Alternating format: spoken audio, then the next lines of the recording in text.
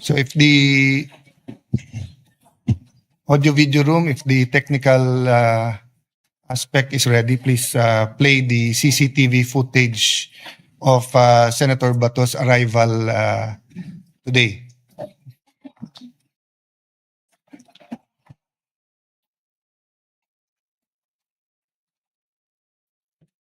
Ito na po yung mga CCTV ng kay Bato. Yan po, pinalalabas na po sa Senate. Panoorin nyo po yung CCTV na to. Ayan.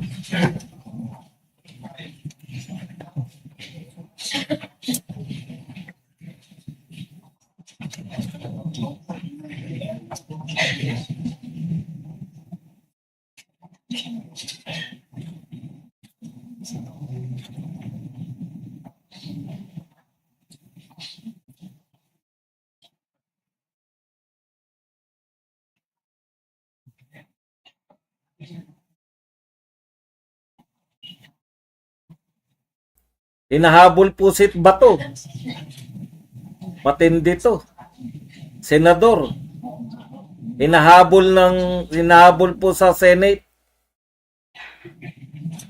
Diyan po dumaan si Bato. Ang tanong, nariyan pa ba si Bato? Dapat maprotektahan ng Senado si Bato. Ayan po si Bato. Nadadapa-dapa pa po.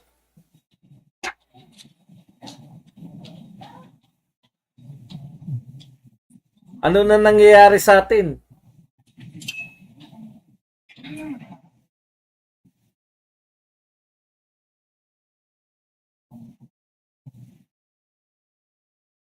Kaya pa ni Bato yung ano na yun. Matindi po itong nangyayari na to. Nakita ko po ngayon sa isang si Trillanes, may hawak-hawak na ICC warrant to pares. Ba? Matindi pong action to. Ayan, no, habulan po sa Senado. Grabe si Senator Bato tumakbo. Antindi. Nawala na yung mga umahabol. Jet, sino yung mga NBI doon? Buti na lang, nagbago na ng Senate President.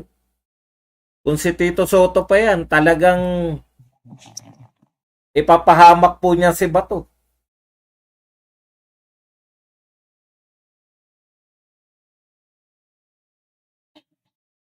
Grabe oh. Parang kriminal po ang turing kay Bato. Hinahabol. Ayan.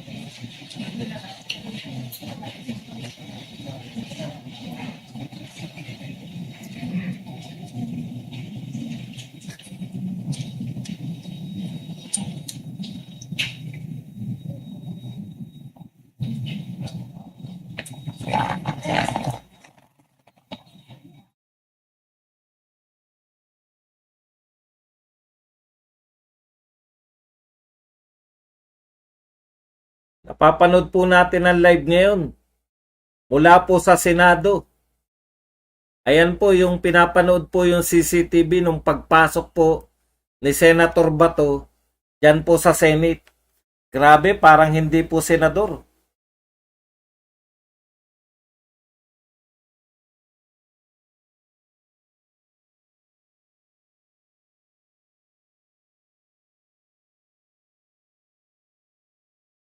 Sana may nagpapaliwanag din kung ano yung nagaganap, sino yung mga nakikita natin sa CCTV. CCTV na lang, hinayaan na lang tayo eh. Tayo na rin ba? Tayo na rin bahala sa buhay natin. Ano na, Senate? Ipaliwanag nyo naman kung ano na nagaganap. The chair will recognize Senator Marcoleta, who had the floor before our colleagues suggested that we watch for ourselves. So we will be asking the OSA to identify who among those who were chasing Senator Bato were NBI agents.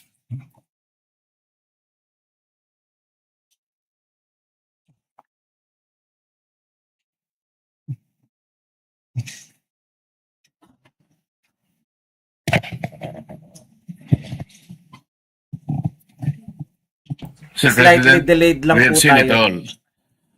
I think this is the best evidence that can prove that the good senator, our colleague in this institution, is being chased by authorities. I'm not sure where they got the authority to chase him, and incidentally, I think he's about to be captured by them for purposes of serving him or rendering him or even surrendering him to the ICC.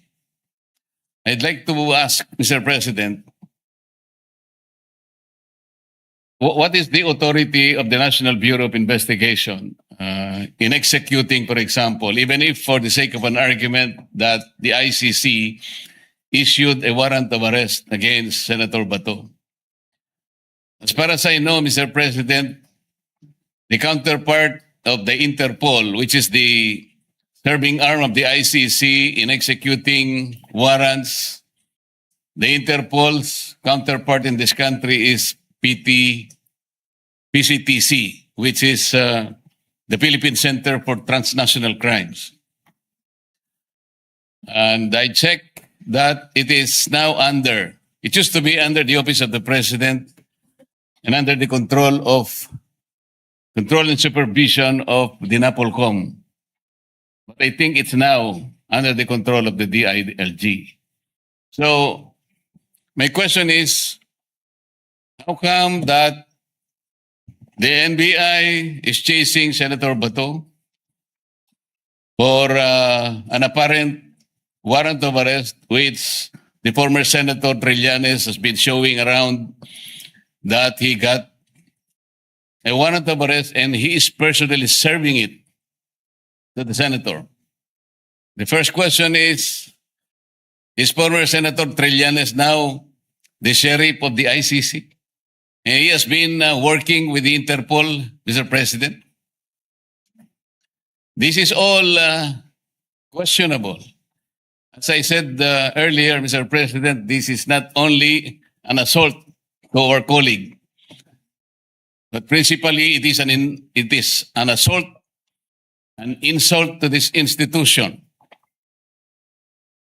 Hindi natin pwedeng palampasin ito, Mr. President.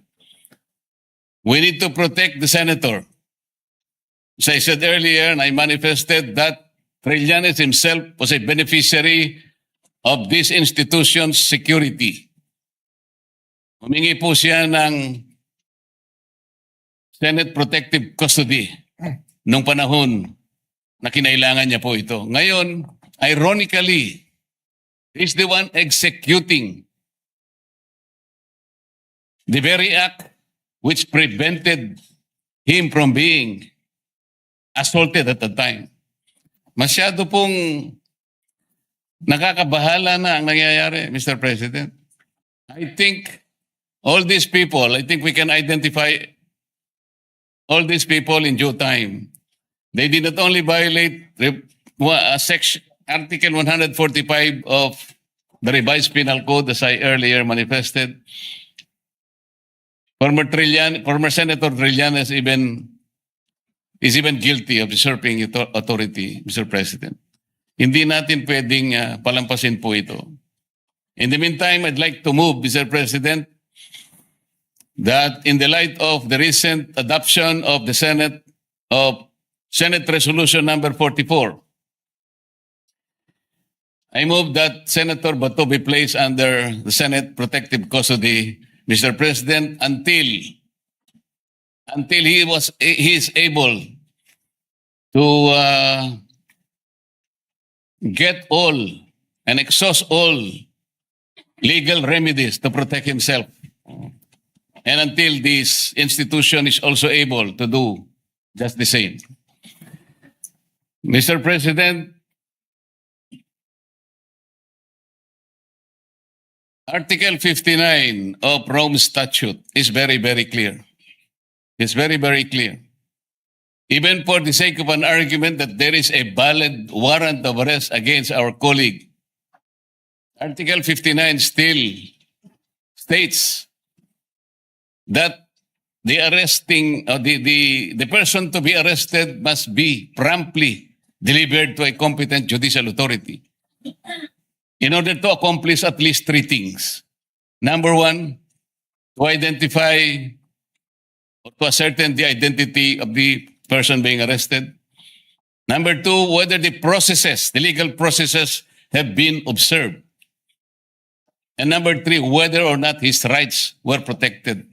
This is very, very important for purposes of protecting the due process and the rule of law, which our colleague can avail, Mr. President.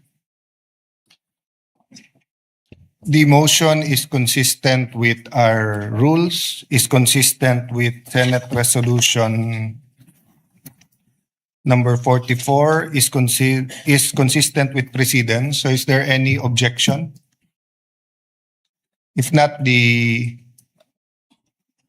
motion is carried. Mr. President,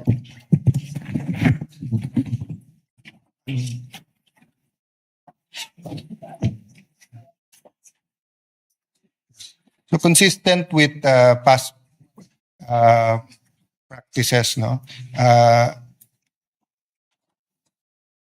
Senator Bato will enjoy the protection of the law and the protection of the Senate in accordance with our rules and with Philippine laws. No?